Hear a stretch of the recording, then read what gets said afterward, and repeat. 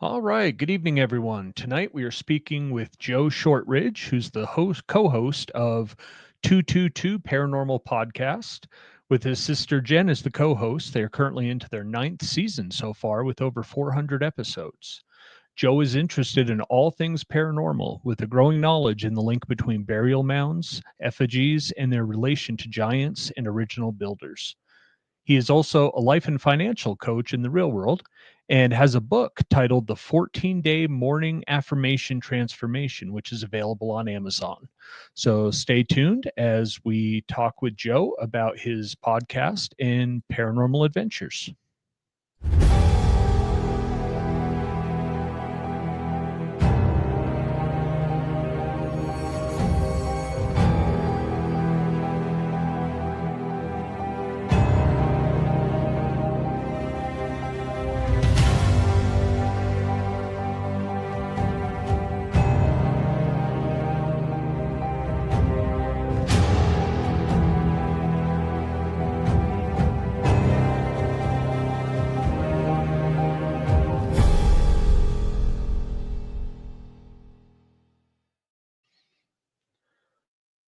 Good evening, Aaron. Good evening. How are you tonight? Doing well, man. How are you? Um, I'm okay. Yeah, I know Been, you've had a long day. yeah, been quite the week. Anyone who knows what I do in my real life, we have a federal audit right now. So yeah, it's been nuts. Yep.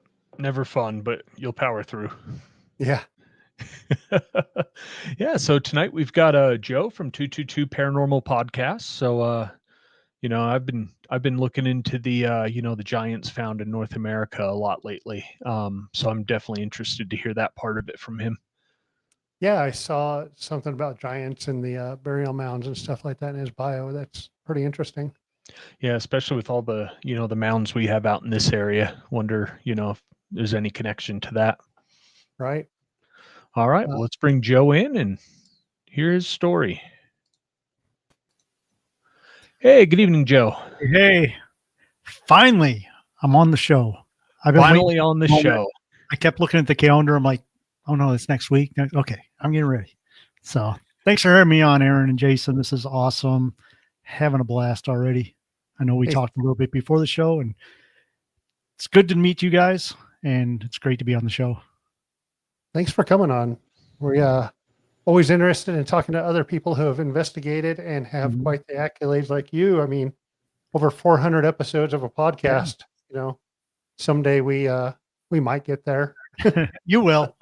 I don't know. Chiseling away. I saw a post the other day from someone who was like, should we start calling out the people that just don't show up? And I was like, well, it's good to know that we're not the only ones with that happening. Yeah. We haven't, but gosh, it's so hard.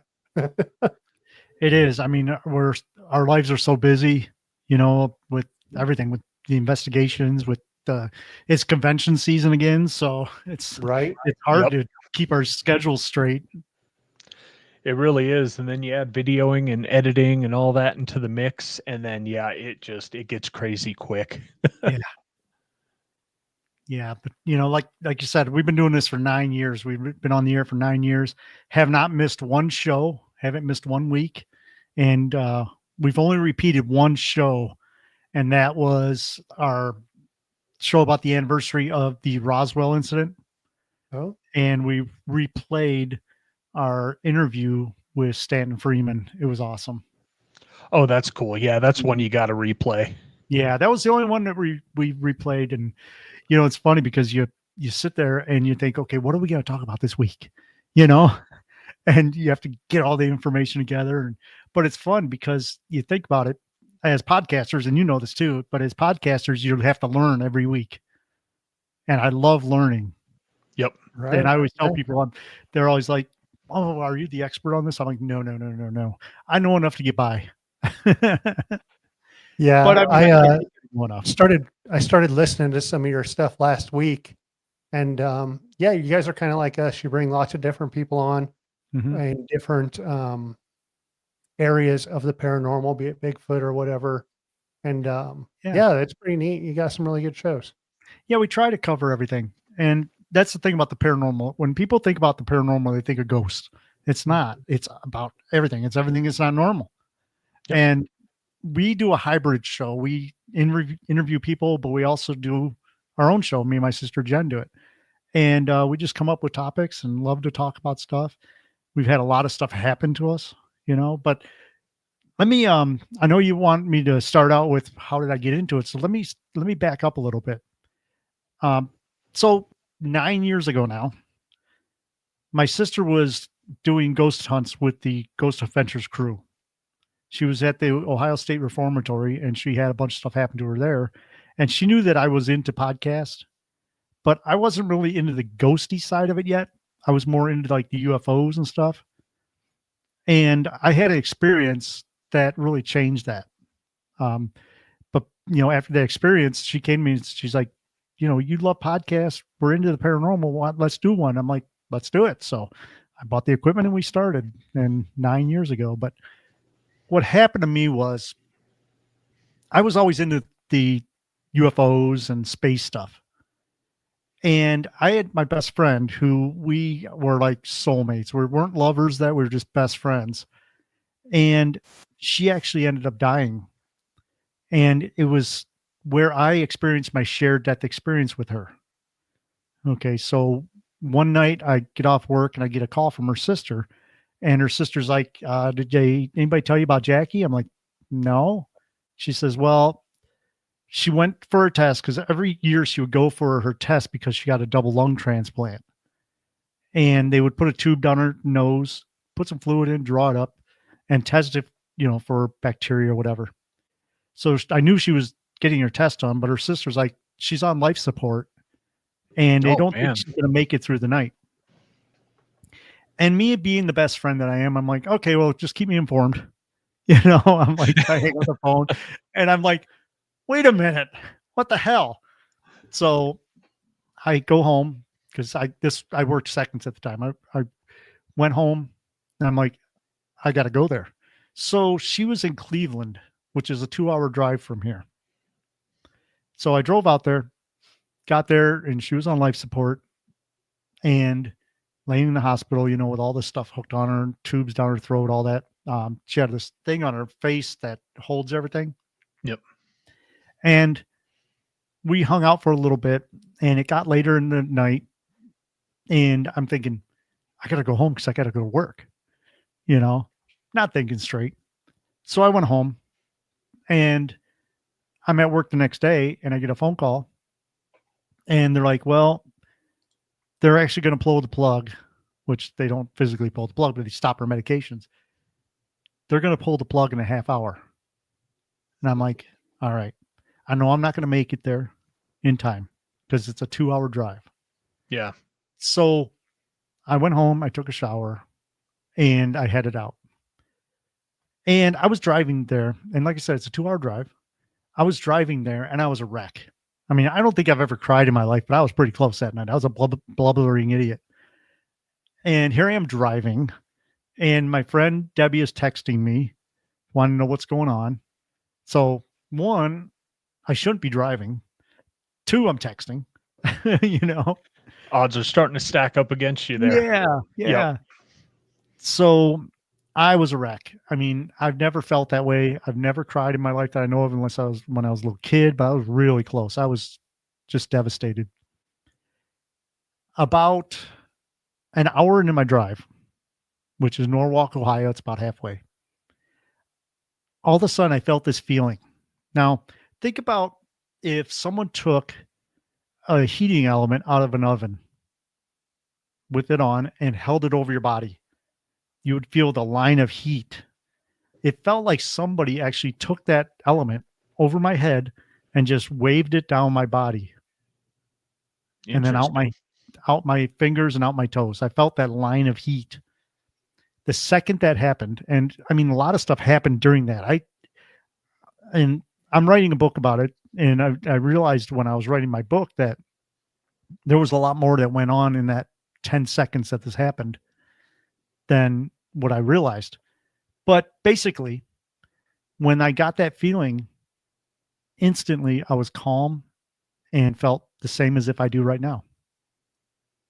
And I'm See, like, and I think I would think that you would feel the opposite of that, because I'm mhm, thinking you're driving, panicked, right? yeah, You're losing your friend, mhm, you're texting, you got, all these different mental tasks to go, and then all of a sudden you start feeling that.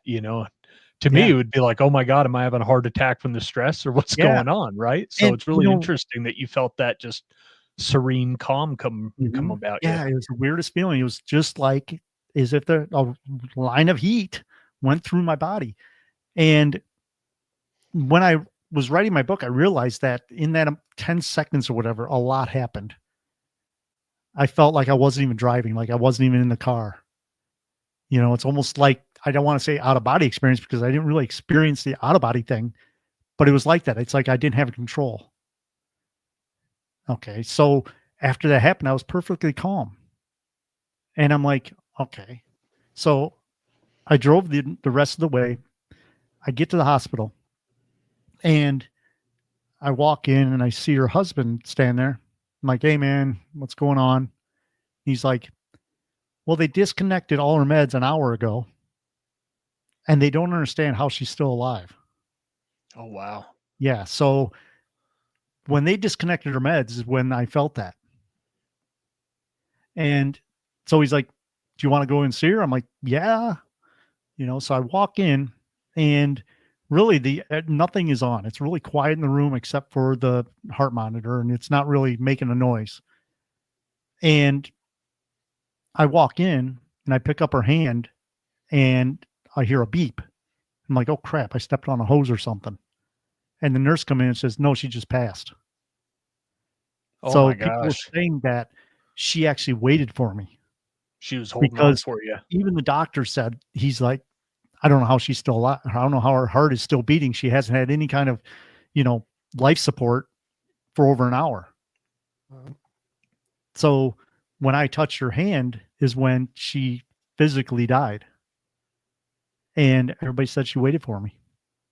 So that alone is a pretty good shared death experience. But after she passed, we all hung out at the hospital and then we decided that we were going to meet her at her mom's house.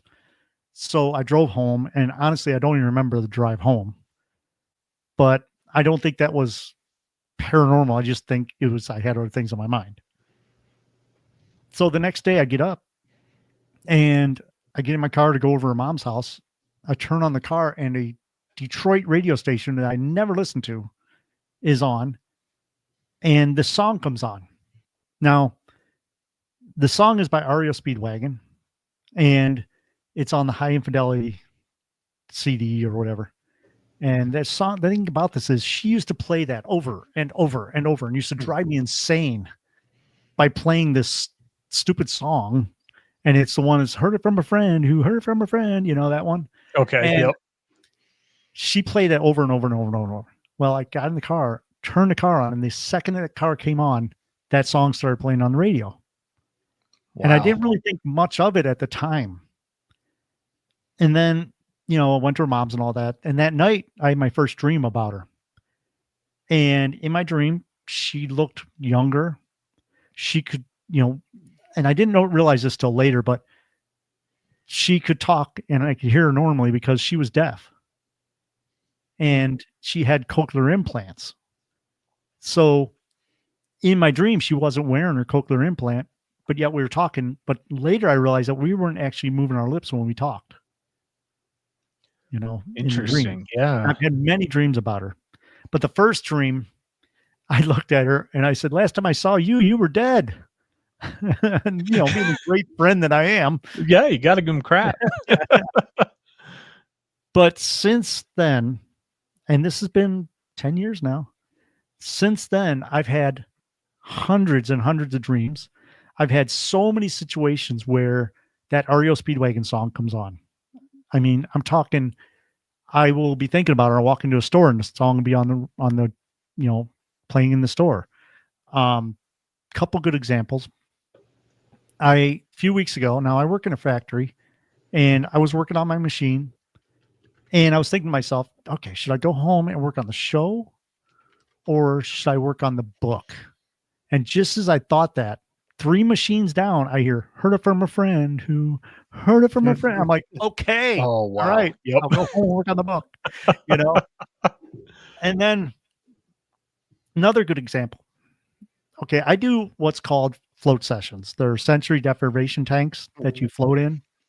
Yeah, that's been on my list to do. There's a place Do it. about 45 minutes south of us that offers it. I've always Tina wanted to loves try it. it. My wife's, oh, has she done it? Yeah, she's done it. She loves it. It's worth it. But I do that all the time, at least 2 times a month. And I was doing a float session, and I get out of there and I get in my car and I see a message from my sister. She says, "Hey, we're at JoJo's, which is a local place we go to. We're at JoJo's. Come see us." I'm like, all right, I'll go over there. So I get there, and there's this friend of ours that love her to death, but she likes to talk a lot, and she likes to talk about the same stuff over and over. So I get there, and she starts talking about the same old stuff. And in my mind, I'm thinking, oh, I'm so sick and tired of the same old story. I got to go. Just as I thought that, the jukebox comes on that has not played all night. No. REO Speedwagon. So if you're tired of the same old story, and I'm like, all right, I'm leaving. All right, Gee. time to leave. So Yeah, it's yeah, like I you mean, got a little personal life coach following you around, do. right? But yeah, I've had a lot of communication with Jackie through dreams and music. And another thing that happened here, and I should have sent you, if I'll send you it after the show, but we're in the studio here. Okay. So the studio's in the back of my house. From the other side of the desk here, you got where my sister sits. All her stuff's set up right next to me here. Behind her is my art gallery. And then through the art gallery, you go out, and that's the rest of the house. We were sitting here one night doing a show, and things happen to us all the time when we do our shows. But I was sitting here, and I saw blue light go across the art gallery. I'm like, Jen, I just saw blue light. So we were done with the show. She jumps up, she grabs the spirit box, and she grabs her phone, and she does a quick EVP session with the spirit box. And she's like, I want to know if you know who lives here. And clear as day, I got the best EVP I've ever had in my life. And it's Jackie saying, "Hey, Joe," because that's how she used to greet me all the time. She's just like, "Hey, Joe." Hey, Joe. Yeah. And I wish I would have sent it to you, but I'll send you after so you can hear it. But yeah, cool. That was the clearest EVP I've ever got in my life. And it was right here, and it was Jackie's voice. And I played that for her mom. I said, "Hey, I got something I wanted to play you. Just tell me what you think it is." So I played it, and she was like, "Oh my God, that's Jackie's voice." I'm like, "Yeah." Wow, that's amazing. Yeah. Mm-hmm. So that's the short version of a long story, but I'm writing a book about that, and hopefully it'll be out soon. Nice. Yeah. Let us know when it is, and we'll put it out there for everyone. Yeah. But other than that, me and my sister travel all over the country doing ghost hunts. We do a lot of stuff for the show. We do conventions a lot. And one of the things about us is we do our show on the road. So at the conventions, we set up all our equipment and we interview the people that are speaking there or guests or that. So that it gives us the opportunity to get a lot of celebrities on that we can't normally get on because of our time schedules and everything. So it works out great. And that's what we do with our show is we travel a lot for the show. We just got back from the U.S. Virgin Islands. We did a ghost hunt out there. That was awesome. Oh, wow. Yeah. Old plantation. And so we're driving around the island, and we find these old windmills. And that's where the plantations usually have windmills at them. We come up to this one, and I'm like, let's investigate this one.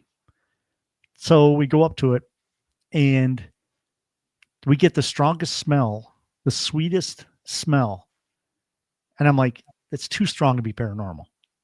And everybody else is like, "Oh my God, can you smell that? It's the sugar cane, and all that." I'm like, I don't know. So I go and I jump into the windmill. And as I jump into it, there's a guy in there, a real living person, homeless guy, smoking a Swisher Sweet. And I scared the crap out of him, and he scared the crap out of me, So that's one way to debunk it. Yeah. Yeah. Right. But yeah, we've got the opportunity with through the show and through knowing people that, we meet along the way, and that we can travel all over the country and do these ghost hunts, you know. I like to call myself a ghost hunter because, you know, there's a big difference between like a ghost hunter and a paranormal investigator. Because a paranormal investigator, to be a good paranormal investigator, you don't even go into a location for probably 2 or 3 months before, because you're doing all the research and everything. Yep, a lot of research and all that. Mm-hmm. But I pay to play. I'm a ghost hunter. I enjoy that, you know. But, you know, we've been all over. There's a place in Pennsylvania that we were at.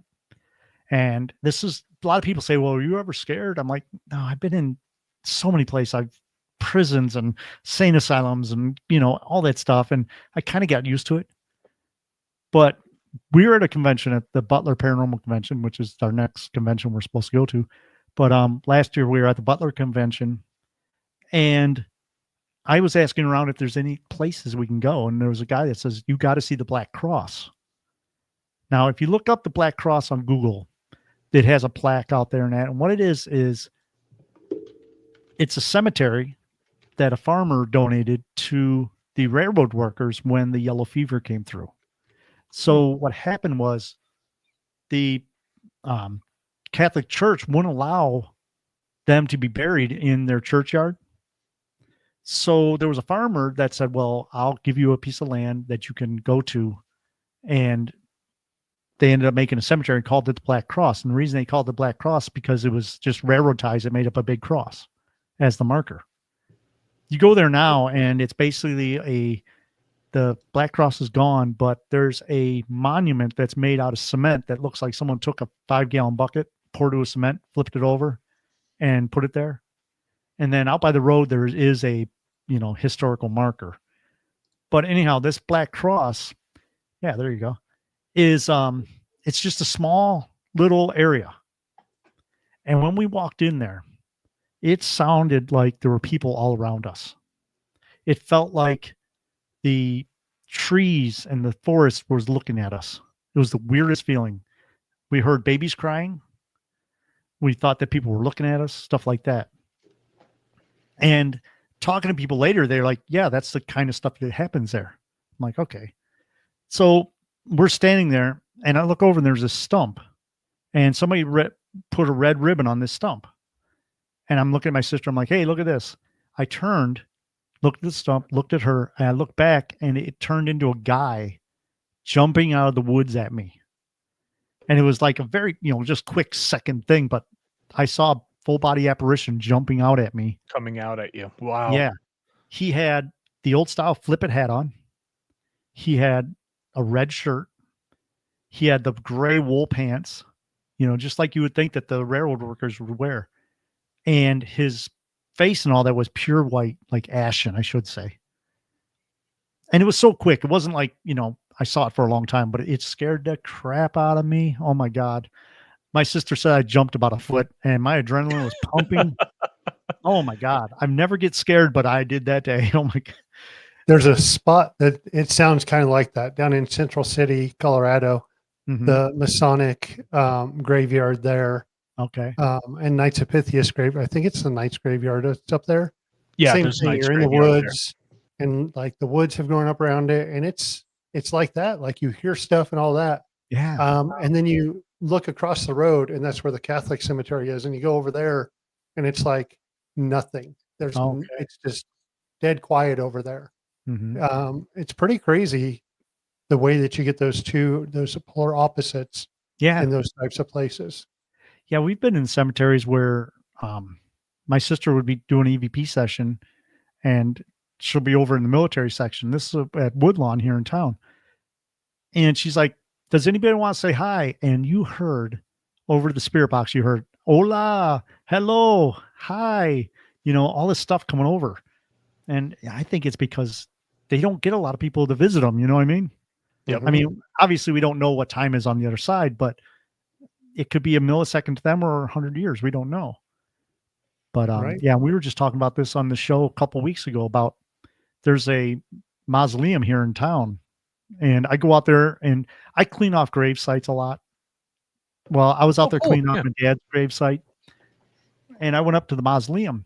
And I love going in this place because you can go in there and hear voices. I walked in, I heard some little kid go, hello. and just you sit there and you just hear all these voices talking. It's almost like how we described it on the show a couple weeks ago was it's like all these people are in this room, like a party, I would say, but they're just all in this room talking to each other. And I think it's because it's one of those mausoleums where you see the urns in the little glass cases, Mhm. and you have hundreds and hundreds of these urns, and everybody has them with photos of themselves in them. One looks like Garfield. It's a cookie jar that's Garfield, and they're very personalized.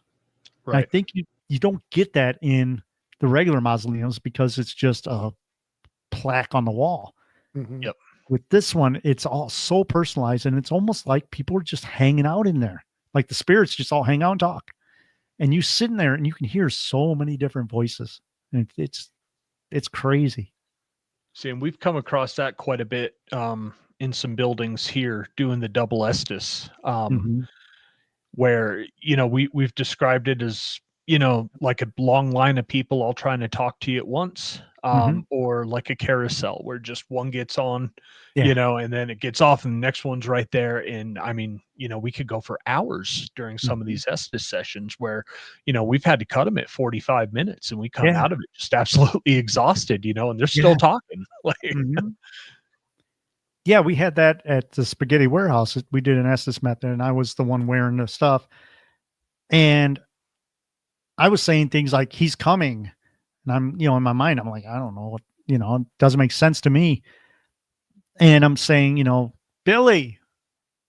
Okay. And, but Mhm. you hear, like you said, conversations in the background because you kind of get used to, obviously all you hear is and voices, but you kind of get used to that. And I want to say go into a trance to where you don't actually hear the anymore. And right. you just start hearing all these different conversations. And yeah, you're like, no, one at a time, one Yep. at a time. Right. But Calm down, I everyone. was Yep. sitting there. Yeah, it's almost like a self-hypnosis, Yeah. with that, with the sound of the spirit box going. It just kind of, like you said, it puts you in a trance or Yeah. some sort of state where you're just more receptive to, Mhm. I what's love coming that. through.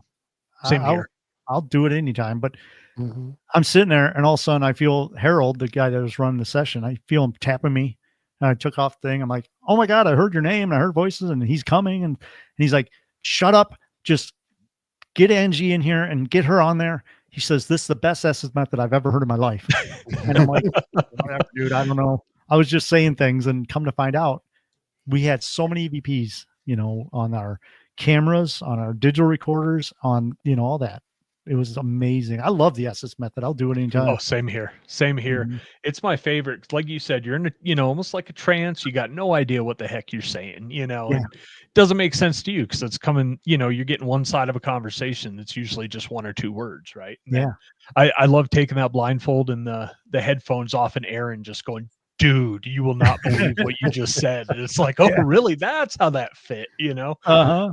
Yeah.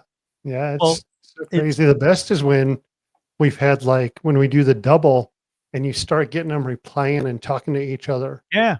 They're both under, neither one knows what's going on, and they're just Yeah. having a conversation between them. Like we're just standing back, not even asking questions at this point, and just Mhm. in Yeah. awe at the spirits talking to each other. Yep. You Yeah. know, Like at the It's Nelson like Museum, I'm not a person that gets visions or, I Mhm. don't consider myself an especially sensitive person as far as that stuff goes. But we were doing a double Estes at a museum here in town. And I mean, it was just like a slap in the face, this very vivid picture in my head of a cliff with a waterfall with Mhm. two like spruce trees, one on each side. And, so I was describing that. And Aaron's wife Gina was on, she was the second party in the double Estes, and she starts saying he Ah, sees, and like going on about that. yeah. Yeah, it was amazing. yeah, Have you pretty ever crazy. had a situation where you're doing an EVP session and you're not getting anything, and then you play back and listen to it, and all of a sudden you're getting some? I noticed that at the Toledo Police Museum in the basement. When we do an EVP session, we never get responses until we play it back, and then we get responses. It's almost like down there it has to be mechanical, or it has to be electronic. It can't be us. Huh. It's one of the weirdest Interesting. things. That's interesting. Mm-hmm. We've thought about trying something like that, like set up a recorder and like a walkie Mm-hmm. in a room and ask questions through the walkie and see if we get replies Yeah. on a voice recorder. It's the only place I've ever where that happens. And it's always intrigued me to makes me think, because we know that spirits are energy, Mm-hmm. and we wonder if, how they hear us, because how do we know that they don't hear us like we hear them on the spirit box, with just bits and pieces. Yep. But down there, you only get response, and what we do is we do an EVP session, and then as we're listening back, we turn on another recorder, and we get EVPs. It's the weirdest thing. That is Weird. really strange. Yeah. Yeah. No, I haven't encountered that. We've done our burst sessions and gotten stuff, and then it seems like, a place where no one's investigated before, it takes a little bit to, Yeah. kind of let them learn how to use the equipment. But yeah, that's interesting how, Mm-hmm. it's not till you play it back, you got to have a recorder going. Yeah, it's like I say, it's the only place that happens, and I'm always like, let's go back to the museum and try it again. Yeah, Uh-huh. one thing I want to do is kind of shared locations. Like I'm a member of the Knights of Pythias here in town, and that's where we do a good deal of investigating, because I got keys to the building and it's great. Yeah. But there's we know a couple that has an old Knights of Pythias lodge in a ghost town near them, and we want to get our team up here to go to the Knights, and them down there to go to the Knights, and try doing Estes and EVP sessions from building to building, Yeah. and see what we can catch. Yeah. I mean, it's sort of like spooky action at a distance. When you get down to the quantum level, you Yep. get things that happen, and Einstein called it spooky action at a distance, or quantum entanglement, but you will get that where the spirits will be able to talk to each other through you guys. Mm-hmm. Yep, exactly. So yeah, that's one I'm really anxious to test. And I've always wondered, if there's a connection to string theory, right? With the with the layers of existence, right? These different planes. And if the reason why some spirit communication is so intermittent is because of how those planes are waving, and the the collisions, they're not, we're not constantly linked, but when those collisions happen, stuff comes through on both ways. They can hear us and we can hear them. Yeah, because people, we always say, well, the ghosts are energy and that, but when you get down to the quantum level, you kind of make yourself think of what ghosts really are. We don't even know what ghosts really are. We Right. know their energy, we know the spirits of people and that, but when it gets down to the level of what are they, and that's where, like you said, string theory comes in, because everything vibrates. We know that everything is vibrating. Even, this pen is vibrating at molecular level. Yep. And I think that through that electronic connections is how we can talk to these spirits and how they can see us and all that. And that's how we can communicate with spirits that are 100 miles away. And I think that's because of the spooky action at a distance, or quantum entanglement, as you call it. Yep. And distance doesn't matter at that point. Yeah. Yeah. And I also think that, when we talk to these spirits and we're like, well, how can you talk to a spirit here when they didn't really live here, but they're here, or that, or, you get things where they like, how do I want to put it? What's that one called where you see the same thing over and over? My mind just went blank. Residual. Yeah. I think that the spirits are fragmented. And because of that fragmentation, we can talk to them when they're in different locations and different times of, because you look at a spirit, it might be a kid, but we know no kids died there. And why would there be a kid there? Yep. Well, maybe that piece of essence of that spirit is there, and we can talk to it as a kid, because I think they're fragmented. Yeah, that makes a lot of sense. I don't know. That's just theories. Yeah. So, Joe, out of all these places you've investigated, where's your favorite place? Actually, here in town, there's a location that's always been my favorite. I mean, we do the Collingwood Arts Center, which is very common, and it's very haunted. But one of my favorite places, and we can't get into it there anymore, we did a few months ago, but it's called the Bone House. Okay. And what this guy bought this house to fix up. and it's on Newton Street here in Toledo. And we call it the Bone House because when he started working on this house, he was pulling the floorboards up and he was pulling the boards off the walls, and bones would start falling out of them. Oh, geez. They Oh, found wow. that every single board he pulled up, there were bones under. He says bones are raining out of the walls. Wow. Okay. That is insane. So he called Haunted Toledo, and Haunted Toledo went out, and on their first investigation, somebody was shot outside the house. So that happened. And then we're good friends with Haunted Toledo. So they called me and my sister and like, hey, you guys want to come join us? We're like, yeah. Heck yeah. So we got there like after the news crews have been there, after the coroner was there, So the coroner took the bones, and they said it was mainly canine and chicken. And I've seen some of these bones and they look a lot bigger, but who knows, So come to find out, this house was a central hub in the neighborhood for a religion called Santeria. Okay. So that's what this house was for. And they did all this stuff, and they found, in the walls, we found underwear, we found love notes, we found all kinds of stuff, weird stuff. And we were there one night, and my sister saw an apparition of a girl kneeling in the corner like she was praying. We've had stuff happen to us. While we were there one night, we were looking, and I'm like, he's remodeling this place, and the windows didn't quite fit. And I'm like, I'm surprised there's no bats here. And just as I said that, a white bat, which we don't have white bats, but a white bat flew over all our heads, scared the crap out of us. Oh, wow. And we all saw it. I mean, it was plain as day. Yeah. It wasn't a dove, wasn't a pigeon. It was a white bat. And we're like, we don't have white bats here. But stuff like that happens. All kinds of EVPs. I remember my friend Sarah with Haunted Toledo. She was doing a EVP session and nothing was happening. She's like, if you guys don't start talking now, I'm going to banish you from this room. And all of a sudden she was getting EVPs and stuff. But the Bone House is amazing. And I was like, come on, dude, really? Every board. And he's like, watch. He grabs a hammer, peel the floorboard up. And here's another thing. I should have prepared for the show. I should have sent you this, but no worries. I look down, and there's this little bone, and it's in the shape of a head, and it's got carved eyes and a mouth on it. And if I didn't see him pull that board up, I would have been like, dude, come on. No way. Yep. Yeah.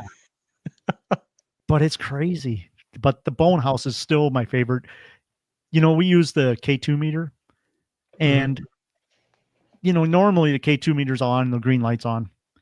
You can stand on the front porch, and this house has no power, no water, nothing. But you can stand on the front porch and just hold your hand into the door, and that K2 goes to red. Oh, wow. Tools like that are useless in this house because it's so active. So charged. Yeah. Yeah. So I was thinking, well, wait a minute. Okay. The train station is right next to it. Are there 670 lines running under this, voltage lines running under the house or that would set that off? Because you can hold it up to, the fuse box up here and it'll do that. But no, nothing. And we got so much activity out of that house. Upstairs, where most of the activity happens, the stairs are really steep. And you walk up, and at the top of the stairs, there's a table, and it still has the cut marks in it. And there's a block and tackle hanging above it, from whatever. So that's what they were doing, the butchering or slaughtering. Yeah. Yep. I was walking down the steps, and mind you, this is an old house built in the 1800s. The steps are real steep, and I almost tripped. I got my toe stuck on a nail, and I almost fell down the steps. And I look, and I'm like, wait a minute. The steps are only like this wide. So just your heel is on the steps. So did something grab me? I don't know. Maybe I'm just a klutz. I don't know. But the Bone House. And if you're on YouTube, look up WNWO Channel 24. They were there. They did a little segment, of the Bone House. It was interesting, but that's still my favorite place out of all the places. You said you can't investigate there anymore? No, the guy that owns it is a friend of my sister's. He bought it because they're going to start working on the train station, and he's going to use this house as a place that somebody can rent out to do like computer work and stuff like that for the Okay. for the Yeah. project. And my sister's like, "You bought the house on Newton Street?" And he's like, "Yeah." She says, "Do you know what that house is?" And he's like, "No." No. He's like, "That's the Bone House." He's like, "What? What?" So now so when I investigated the spaghetti warehouse a few weeks ago, or about a month ago now, my sister did the Bone House the same night. And I had to get some equipment, so I ran over there real quick. It was only like a mile apart. And I walked in and she's like, "We got nothing. This house is completely quiet. It's like all the spirits are gone." It's the weirdest thing.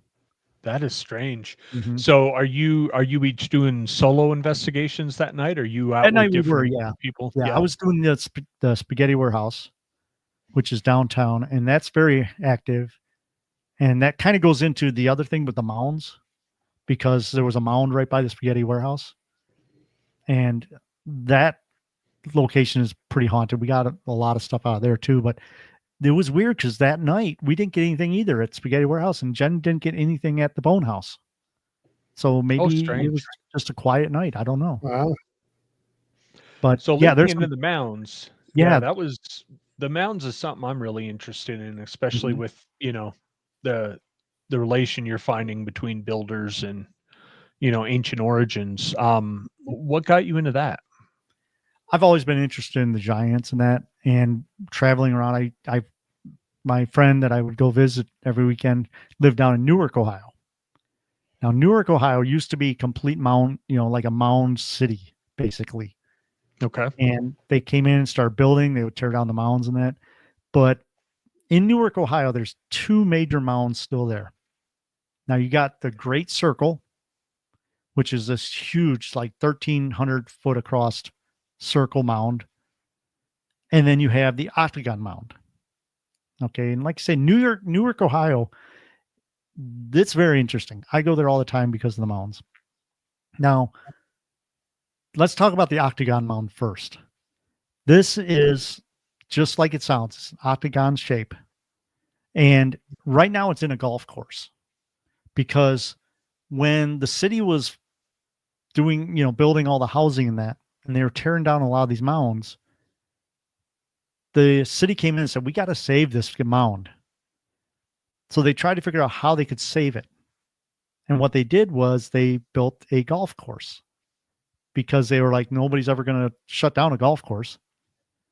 So now that mound is in a golf course. But the interesting thing about the Octagon Mound, it's octagon shaped, has 8 points, and each one of those points is an 18-year cycle of the moon. Okay. Okay. So when they built it, they knew astronomical stuff. The thing about that mound is, if you were to go over to Egypt and take the great pyramid, and you brought it over to Ohio and dropped it in the mound, no matter which way you put it, it would fit. It's the same dimensions. Okay. Okay. Yeah. Now, another thing about the Great Pyramid is a lot of people don't realize it's not 4-sided, it's 8-sided. If you look straight down on the pyramid, you'll notice that the walls of it are kind of concaved in a little bit. Yes. So there's actually 8 points to that pyramid. And you could take that and it would fit anywhere in that mound, as if they measured it and it's the exact same coordinates. Another interesting thing is the opening to the mound and the point of true north. If you measure that angle is the exact same angle as the Great Pyramid. And I forget what the number is, but it's the exact same measurement. It's Okay. amazing how a lot of different architecture goes back to the Great Pyramid. Yeah. Yeah. Another thing is, okay, so one of my other passions, back in 1860, there was a guy named David Wyrick. He was a retired surveyor of Newark, Ohio, Licking County, that area. But he was always fascinated with the mounds because, living there. And this was back in 1860. And he would talk to the Native Americans, and they would even say, The mounds were here before us. We don't have any history of who built them. They didn't know who built them. Now, a lot of the burial mounds they actually would use, because that's, you hear about burial mounds, and like the one down in Toledo that was there before, where the spaghetti warehouse and all that is now, was an actual burial mound. But the mounds I'm talking about are called effigy mounds that are in Newark, Ohio. You got the giant circle, which is awesome. But when they're building the expressway, Route 70, there was a giant mound, okay, that was made of stone. And they call it, the Great Stone Mound. This is interesting because I go back talking about, the mound and the relationship between who we feel built them. We think it was a lost tribe of learn to talk. The lost tribe of the Israelites. Okay. And there's different reasons why. Like when William Penn actually went to Newark, Ohio, and that he said that by meeting the Indians or Native Americans, he felt so familiar with them that he could be in the French or the Jewish quarter of London. They had all the looks and the mannerisms of Jewish people. And that's where the Native Americans came in. Now, another reason why we think that it was the lost tribe of the Israelites, one of the things in the Bible, you look up 2 Kings 17:9. They say they built them in high places, mounds in all their cities. Okay. And there was also a Hebrew thing where they all met at Gilgal. And Gilgal, what that stands or what that means in Hebrew is heap or rock pile. Okay, so in Newark, Ohio, they had the Great Stone Mound. This was huge. This was a big mound. And they started taking the rocks off of it to build the wall of the reservoir. It took over 10,000 cartloads of rocks to get all the rocks out of it. But the thing is, a few years earlier, David Wyrick was looking around for stuff because he was an amateur archaeologist. He loved this stuff. And he was so familiar, so fascinated with the Native American stuff and the mounds and that he was going along and he found something. And what he found was what we call the keystone. Okay. And that's this. This is the keystone because it looks like a keystone. Yep. And wow. If you notice all around it, I'll hold it up the camera. You see there's writing on it. Yep. All around it, there's writing. And he found this and he was like, oh, Native American writing.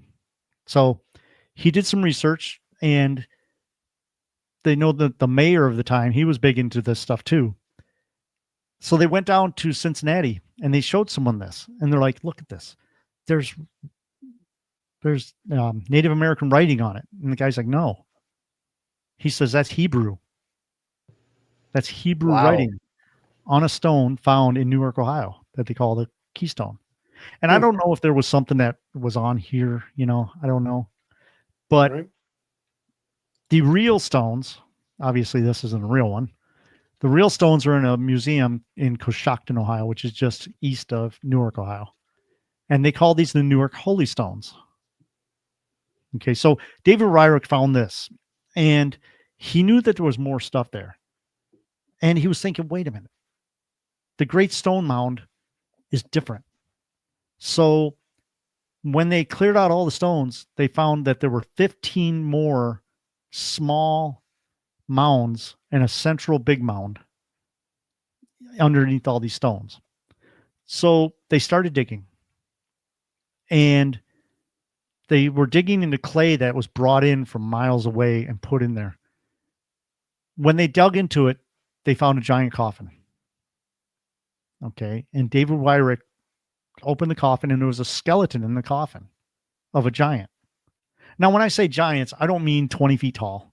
When you see those on YouTube and all, that's fake. The giants were not 20 feet tall. There were some big ones, but a lot of the giants are like 7 foot, 8 foot, stuff like that, which we have now. I mean, they're called wrestlers. They're called basketball players, Right. you know. But So I think the big difference, these all had polydactylism, right? The Mhm. 6 fingers, 6 Yep. toes. and Yep. double rows of teeth. Yep. But they found this giant, and he had copper breastplate, copper bracelets, and he had like a shroud over his head. And Native Americans didn't do it that way. Native Americans didn't bury their dead in coffins. So Right. the story goes, there's 2 stories. One is that on the chest of it, there was a little stone box. And the other story is that he dug 5 or 6 feet down below it and found this box. Found this little box, and it rattled. So he knew something was in it. And they weren't sure if they're going to open it or not, but curiosity got the best of them. They opened it up. Inside that box was this. I don't know if you can see it. This is what we call the Decalogue stone. And the same thing is it has writing all around it. It seems to be Hebrew as well, correct? Yes. And this is made out of a slate. It's a soft sandstone. I should say this one. This is a plaster copy of it, but Right. And this has something on the bottom too that had something hanging on. So I'm wondering if they hung together. I don't know. But what's interesting about this is you see that there's a figure on the front, and above the figure it has Hebrew writing that says Moshe. So that's Moses. And all around it, they found out that what's writing all around it is the 10 Commandments. So buried beneath a giant. Yes. In Ohio. Yes. In Newark, Ohio. And so that's beneath layers of clay that were brought in from miles away as well. They were, where was it brought in from? I think it was Southern Ohio or somewhere, but far away. Wow. So I think they put the clay down so that it would hold the stone, wouldn't go into the ground. Maybe, I don't know. Right. But the Stone Mountain was the only one that looked like that in Ohio. At one time, there were over 10,000 mounds in Ohio. And a lot of the mounds, they find giants in. And a lot of the places where mounds are surrounded by very haunted locations. So I think it all goes together. But, they thought that David Wyrick copied or faked these. So we don't know. But he found these stones. Now, what backs it up a little bit more is people were in Tennessee at a location called Bat Creek. And they found this little stone. And it's a little one. And it had Indian writing on it. So Smithsonian took it and they put it in the museum. And it was hanging on the wall in the museum for years. And somebody came in and said, "Why is that upside down?" And they're like, "What do you mean?" He says, "It's upside down." He says, "That's Hebrew writing on this little stone found in Bat Creek, Tennessee." So if you look up the Bat Creek stone, you'll see it. And I forget the exact thing, but I think it says "with him" on it or something like that. But that's Hebrew writing. And once again, that kind of backs up the thought that the lost tribe of the Israelites came in and were the mound builders. So I don't know. I mean, there's other locations. I know down in Southern Ohio, there's a location that had an effigy mound that looked like a menorah and an oil lamp. And someone went in and actually mapped that out, and they found, they mapped it out. But after they mapped it out, the farmer came along and, bulldozed it over. But close to there, and I had to wrote down the address, but you can still see in the field right now on Google Maps the actual ditches that they used for the dirt to make the mounds. And the ditches are in the shape of a Hebrew letter called Sheen. Really? Yeah. So there's so many connections to the Israelites and the mounds. And I feel that the original mound builders were the lost tribe of the Israelites, or maybe the Hittites. We don't know. But we do know that the Native Americans say, no, our ancestors built those. We don't know when they built them. And there's no written record of the mound builders, except, which is weird because they had writing. You would Right. think that they would do some writing, about the mounds, but to this point, they haven't found any written records of who built the mounds.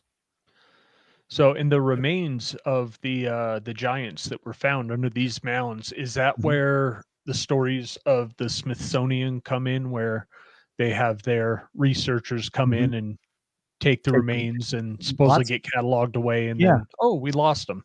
Yep. They disappeared. But I do know that the one that David Wyrick found that has the holy stones, when he touched it, they did fall. The bones just crumbled to dust because they weren't preserved good enough for that. And you do have some that are preserved pretty good.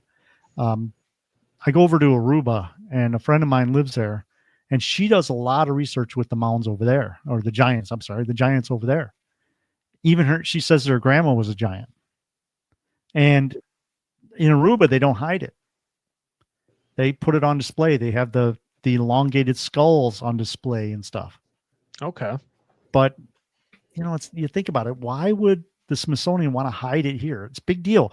We had giants. We have giants now, except a lot of them had the 6 fingers, 6 toes. But that still happens now. People are born with 6 fingers, 6 toes now. Mhm. Yep. Just not as prevalent. And there's people that have double rows of teeth now. It's just not as prevalent. Maybe when they're born, if they have an extra finger, they'll cut it off or something. I don't know. But, to say that there was no such thing as giants, there's so much evidence there were. There is. And I've always wondered why there's been such a press to conceal, certain parts of history. Yeah. It seems like they're only willing to accept history back to a certain point, and then after that, they want it erased. Yeah. It's like pre-Columbian. According to the historians and that, before Columbus came over, there was nobody here. But Right. yet, who did he see when he came over here? You know what I mean? Yep, exactly. Yeah. And then, like did the Lost Tribe come over on the land bridge, or They feel that there's 2 routes that they took. One was down through Buffalo, New York, and down that way because they have, evidence that happened. And the other one is that it came up from the Gulf and along Florida. Because if you look at the mound maps, you'll notice that most of your mounds are in like a central location. It's almost like a roadway up to the top, up by Michigan and Ohio and stuff like that. A lot of it over by the Mississippi. The Mississippians have a lot of mounds over there. But it was almost like you can see the path that they took just in the mound maps. just kind of building and not quite colonizing, but as they went till they met there. Yeah. Because then you have the rune stones that were found in Minnesota. And I think, was there one in New York? It was somewhere around New York, right? There's another rune stone. There's ones in Ohio here that there's a TV show that was out, and I forget the name of it, but it was on the History Channel. And he's like, the history that is not the truth, that kind of thing. Yep. And he found stones that had Hebrew writing on them. And then he would look and you'd see another stone, and it was like they were all in a line. And I can't remember what the last one did, but they were in a line. So it was almost like I remember seeing that. Mm-hmm. Yep. And then, because I believe he went down to Florida and, found some evidence of ancient civilizations in Florida as far as remains go too. Mm-hmm. So I think that's what they did. They either came down through New York, along Lake Erie and all that, or they came up through the Gulf around Florida. Because like I say, if you look up a mound map, you can almost see like a path. Interesting. Mm-hmm. Very. Yeah, and that's one I need to dig into more, is the mounds. Like I've always loved, reading about the giants and the stories with those. And then I got into the Egyptian relics in the Grand Canyon, went down that rabbit hole. That's a cool one too. Mm-hmm. But I mean, why not? Another example of, supposedly the Smithsonian coming in and, taking over and concealing concealing history for some reason. I don't know why. You know, I don't either. I mean, maybe they think that people are going to freak out, but who cares? You know, it's like history rewrites itself all the time. And why not embrace it? Right. You know, hey, look, we found giants. Awesome. You know, Cool. Yeah. It's like you said, we've got them now. So it's not, yeah. it's not some well-kept secret. I was in a little diner here, Woodville Diner, and I'm in there, and this guy was huge. And I secretly took a picture of him, you know. And when he walked out, he had to duck down to get out the door and that. I'm like, the giant, you know. Yep. But yeah, I don't know. With the mounds, good example is downtown Toledo, like I was talking about.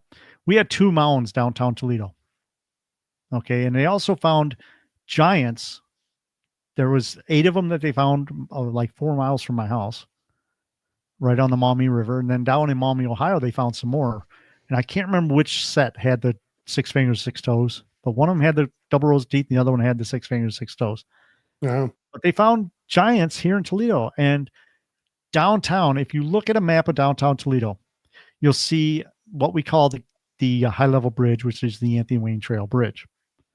And at the bottom of that bridge was a mound. They bulldozed that over to build the on-ramp. And where that is now it's a restaurant, and it's an old Frisch's. But just behind that, there's a place called the Oliver House. And I was doing a show at the Oliver House, and I was taking people out front, and I was pointing over at Frisch's. I'm like, see that building right there? And I said, that used to be a mound. And they bulldozed the mound over to build that bridge. Now, where do you think they bulldozed all that was inside that mound? And they're all looking around like, I don't know. I'm like, you're standing on it.